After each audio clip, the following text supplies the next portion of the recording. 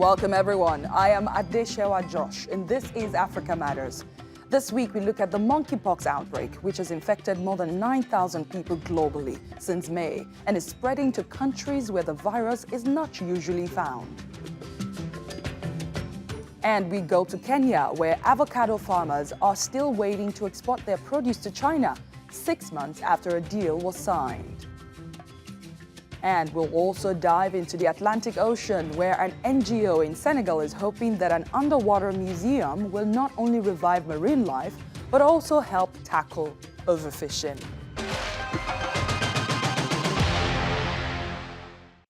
The number of confirmed monkeypox cases continues to rise globally. The World Health Organization says that nearly 10,000 cases have been reported in more than 60 countries. In Africa, the Centers for Disease Control and Prevention says almost 2,000 cases have been confirmed and more than 70 deaths reported across the continent this year. Though the virus is endemic in West and Central Africa, the WHO says Europe remains the epicenter of the latest outbreak. It says the European region accounts for at least 86% of all cases reported worldwide this year. However, the majority of the confirmed cases in Europe have no travel history to the endemic African countries. It's also the first time monkeypox cases and clusters have been reported simultaneously in both endemic and non-endemic countries across the globe. So, what is monkeypox? Where is it endemic? And how is it transmitted? Monkeypox is a viral zoonosis, which means a virus transmitted to humans from animals. It has similar symptoms to smallpox, although it is clinically less severe. The first human case was discovered in 1970 in what is now the Democratic Republic of the Congo. The WHO says monkeypox spreads among humans through close contact with body fluids and respiratory droplets of someone infected by the virus. The incubation period of the disease is usually between 6 to 13 days, but it may take up to 21 days before some patients show symptoms. The WHO also says more studies are needed to understand where the virus comes from and how it's transmitted from animals to humans. But the Global Health Agency has identified squirrels and pouched rats as some of the animals susceptible to the monkeypox virus. It also warns against eating inadequately cooked meat from infected animals. The WHO also noted that monkeypox is endemic in remote parts of Central and West Africa, near tropical rainforests. But the virus is endemic in such countries as Benin, Cameroon, the Central African Republic, the Democratic Republic of the Congo, and Nigeria, among others. In Ghana, it has only been identified in animals so far. It's true that the infections originating in animals have been jumping to humans for centuries. But as rising urbanization encroaches on the natural habitats of the continent's wildlife and a demand for food from an especially fast-growing population burgeons, the risk is heightened. The addition of improved road, rail, and air links, which remove the natural barrier that poor transportation infrastructure provided, opens the way for the spread of zoonotic disease outbreaks from remote to urban areas. We go to Nigeria now, where authorities have activated a monkeypox emergency response, including placing a ban on sales and consumption of bushmeat. It comes after dozens of cases, including multiple deaths, were confirmed in the country. But as Timothy Obiezu reports, many people in the West African nation are ignoring the risks.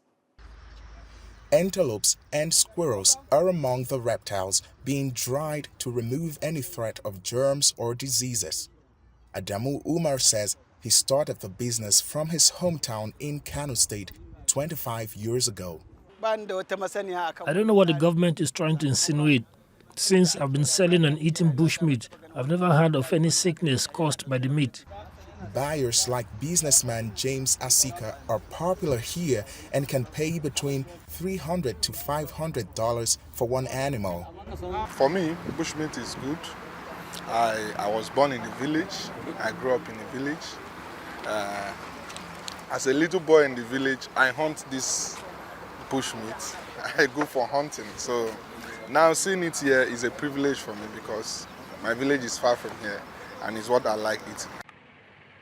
But Nigerian authorities are warning bushmeat consumption could cause a serious spread of the monkeypox virus in the country. Monkeypox is endemic in Nigeria and other Central and West African countries. This year alone, Nigeria has reported more than 60 cases of monkeypox and 1 fatality, the highest caseload in Africa. Nigerian authorities say caseloads here have so far been transmitted by animals.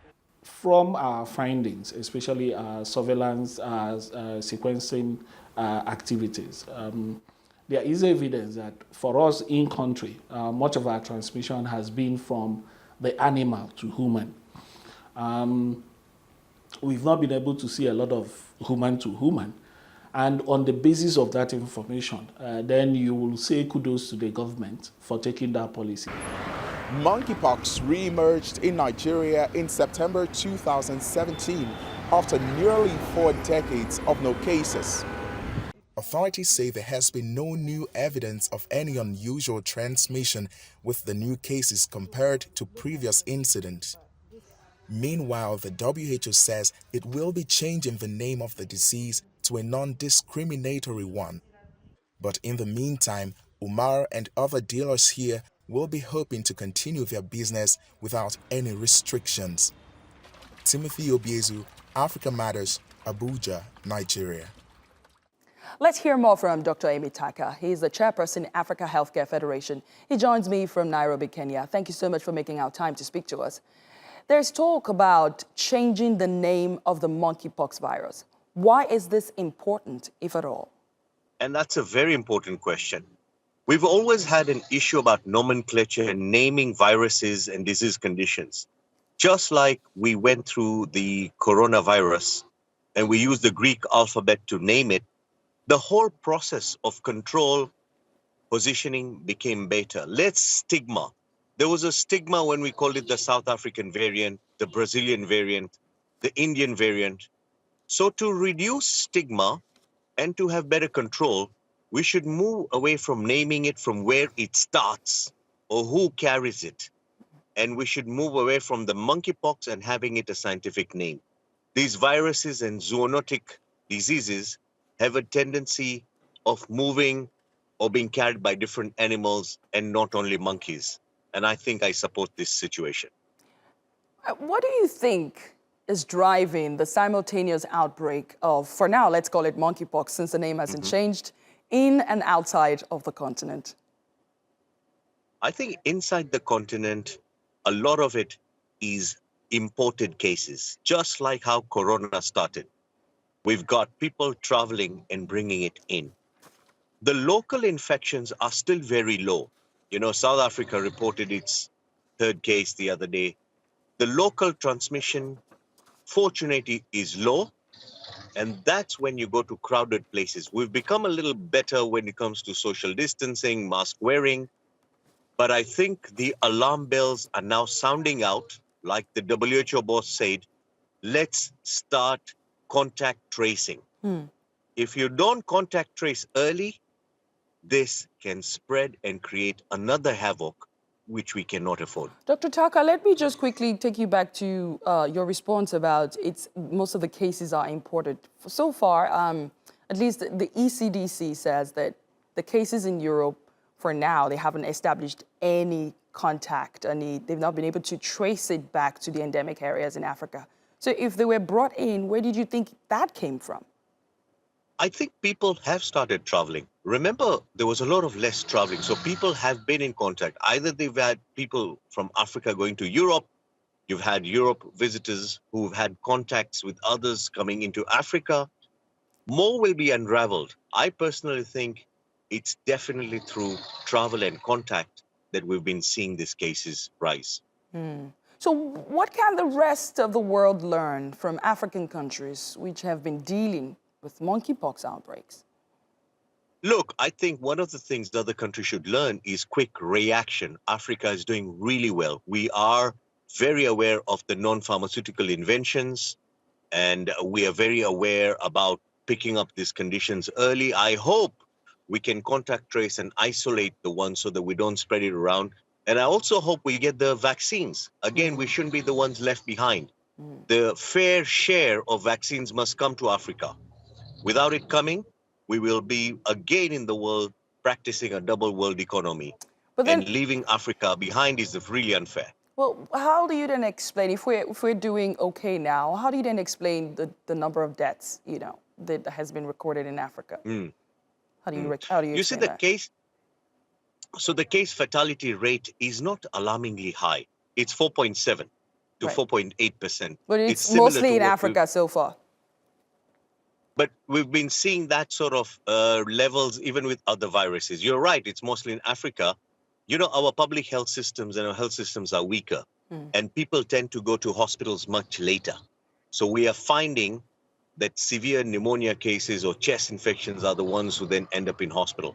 So we're not too worried about the case fatality rate, but we must put a lid onto it. When it starts going to 10 and 15, it's going to be a concern. We know that we need to contact trace, isolate, and treat early. International health agencies are warning that Africa has no vaccines for monkeypox and test kits are in short supply. And richer countries already appear to be hoarding vaccines, just like it was with the COVID-19 vaccine. Why are African countries in the same position again? History repeats itself. It is totally an inequitable world. Unless there is a major mind shift change, I think we're going to face Africa being left behind in every pandemic that we see in the next decade. The only way Africa is going to protect Africans is going to have self-sufficiency of vaccines made in Africa. Are we on our way there to that self-sufficiency? We are on our way to self-sufficiency. I think great investments are being made. We do need to have collaboration. We need global institutions. We have multinationals, everyone coming together.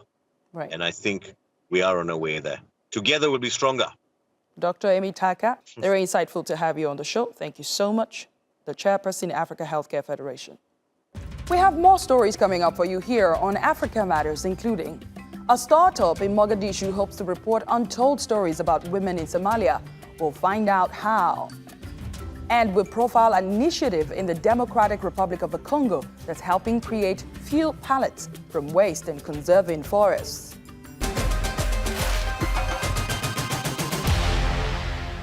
We go to Kenya next, which has recently become Africa's largest exporter of avocados. Until January, China would only accept frozen avocados from Kenya, but Nairobi lobbied successfully for an export deal for fresh ones as well. 6 months later, and not a single shipment is left due to Beijing's insistence on auditing each stage of the process from seeds to packaging. Claire Herriot has more. An avocado processing plant in Murang'a, Kenya. The government hopes this fruit crop might soon be destined for an emerging consumer market, China. Beijing has pledged to increase its imports from Africa in order to reduce trade deficits.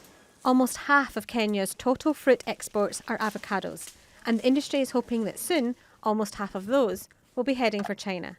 The new markets provide a great opportunity for us as a company and even as a country because now you have a diversity in terms of where you can take your produce. But new markets are advantageous only if you can access them. Chinese fears of imported pests, such as fruit flies, meant that until this year, Beijing would only accept frozen avocados from Kenya. Successful lobbying from Nairobi appeared to have paid off when in January, Kenya and China struck an export deal for fresh avocados. But red tape means 6 months on, the first shipment is yet to leave. Now for the Chinese, we need to do the orchard, we need to do the pack house, and we need a fumigation facility. For the EU, we only do the exit inspection, and maybe sometimes we only check for the pack house to see whether the pack house is still maintaining the required standards. Chinese plans for centralised clearance zones or green lanes to speed up inspections of agricultural goods leaving Africa should help exporters. Ramping up agricultural exports is one of the few options many African countries have to rebalance their trade relationships with China. Kenyans are hoping that sometime soon their efforts will bear fruit. Claire Herriot, Africa Matters. Now to Somalia's capital, Mogadishu, where an all-female media startup is working to uncover untold stories about Somali women. They are reporting on issues such as domestic violence and gang rape in the hopes that survivors will speak out. Kubra Akoch has more. Making women heard. That's the aim of Somalia's all-female startup, Bilan Media. It's different from other local radio and TV stations. Bilan covers underreported stories to raise awareness in our society, and also because we focus on stories related to women which are not reported properly. The news organization was launched in April and is funded by the UN Development Programme.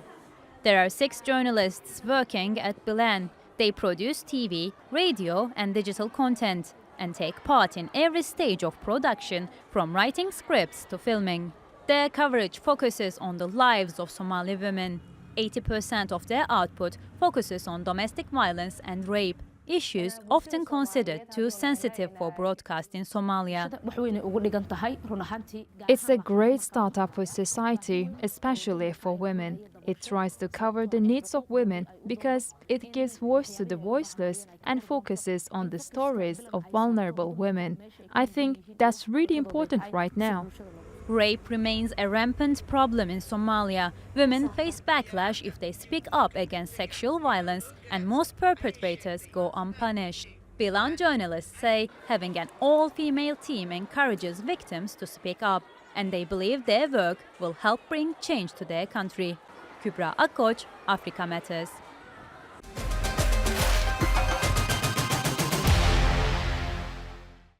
You're watching Africa Matters, and here's a roundup of other stories making news across the continent. The Chadian and Nigerian presidents say they will revive the G5 Sahel military group to boost the fight against insurgents after Mali quit the West African force in May. Bamako left the group and asked about 5,000 French troops to leave after a fallout with Paris. Some of them were moved to Niger. They had been deployed to help end the insurgency that's been going on for the last 9 years. More than 2,000 civilians have been killed in Mali, Niger, and Burkina Faso this year alone. A state-backed rights group in Morocco says that 23 migrants most likely died of mechanical asphyxiation while trying to enter the Spanish enclave of Melilla last month. A doctor who examined the bodies during a fact-finding mission concluded the migrants may have died of suffocation when a force or object prevented a person from breathing. Spanish human rights group Caminando Fronteras says as many as 37 people lost their lives when police tried to stop around 2,000 people from entering the Spanish enclave. Police in South Africa has arrested 3 people following the mysterious deaths of 21 young people in a township tavern last month. The owner and 2 employees were held for allegedly breaching alcohol sale regulations. The owner will appear in court in mid-August on charges relating to selling or supplying alcohol to minors. A source close to the investigation says a chemical or gas leak is thought to have caused the deaths, but authorities are also investigating possible accidental poisoning.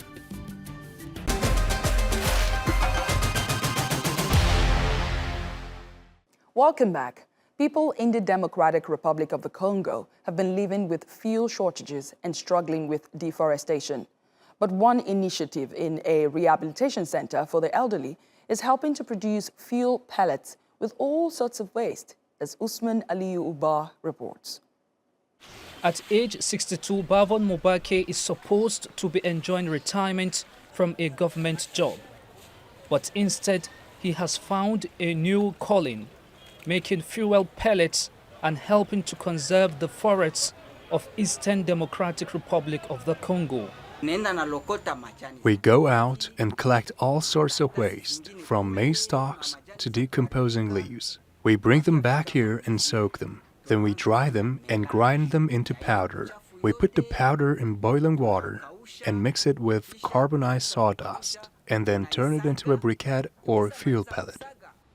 The briquettes are odorless and smokeless, so they can be used as clean cooking fuel for as little as 5 US cents, which is a tenth of the cost of traditional charcoal.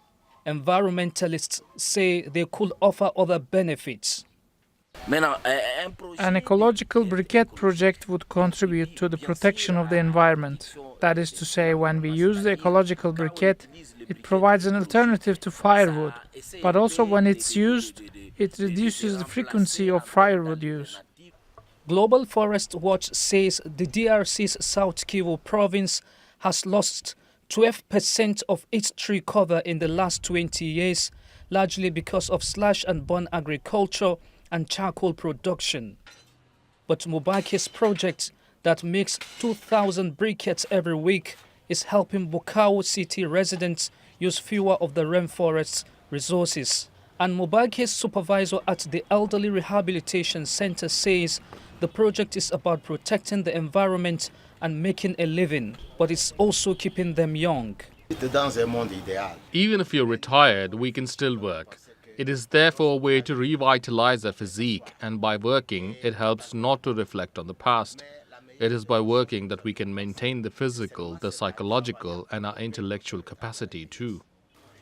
Helping people here turn over a new leaf in their retirement while protecting the forests. Usman Aliyu Uba, Africa Matters.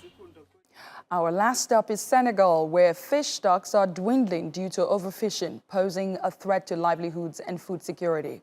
But a Senegalese NGO is trying to raise awareness about the issue by installing unique underwater art in the capital, Dakar. Daniel Padwick reports.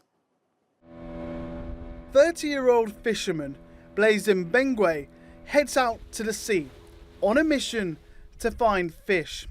But he never knows how much he'll bring back. He, like many other fishermen, have seen fish stocks dwindle off the Senegalese capital's coastline. He's been forced to travel further and further to find his catch. 20 kilometers off our coast where we used to fish, now there are boats that spread their big nets.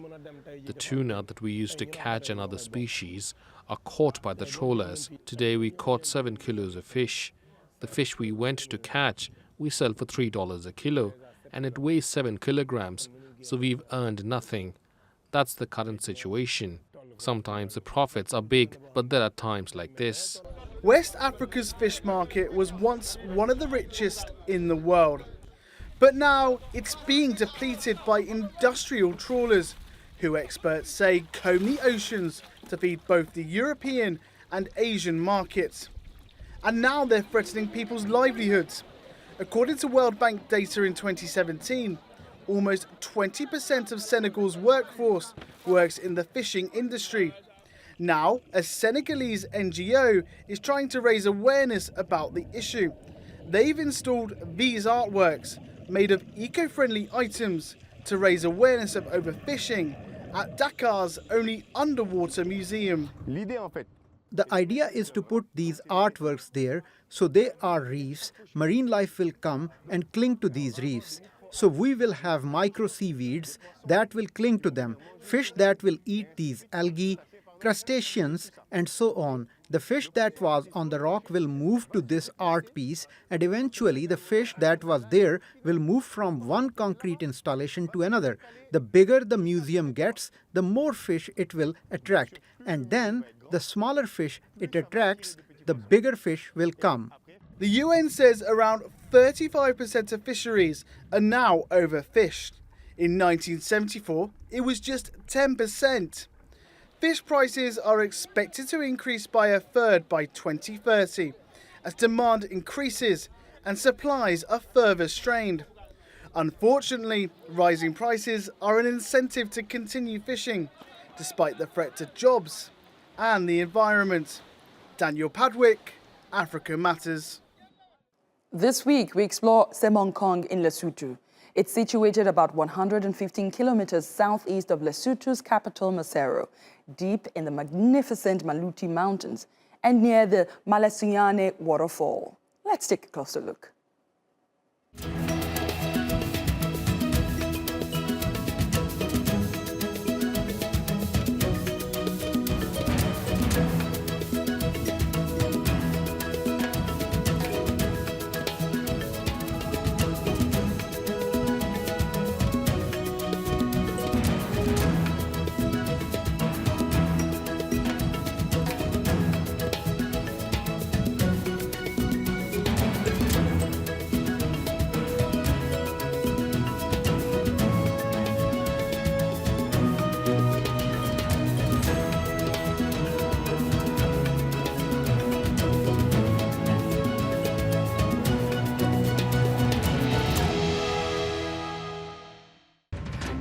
That's our show for this week. Please share your thoughts and suggestions about the stories you've seen on this episode or ideas you would like us to cover on Twitter using the hashtag #AfricaMatters. Feel free to reach out to me on my personal handle at @DeshewaJosh.